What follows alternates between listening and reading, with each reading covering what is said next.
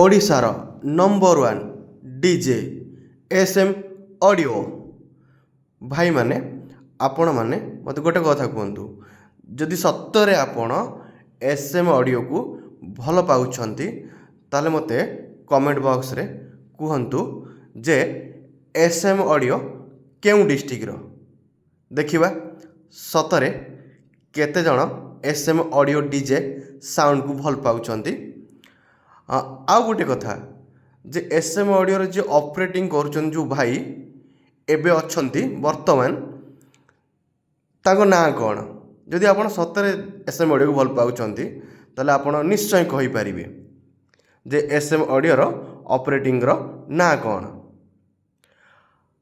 ଶେଷରେ ଯେ SM ଅଡ଼ିଓର sound quality ଆଉ ଲାଇଟ୍ ସିଷ୍ଟମ୍ ଆପଣଙ୍କୁ କେମିତି ଲାଗେ କମେଣ୍ଟ କରିବାକୁ ଜମାରୁ ହିଁ ଭୁଲିବେନି। ଯେ SM audio sound quality and light system କେମିତି ଲାଗେ,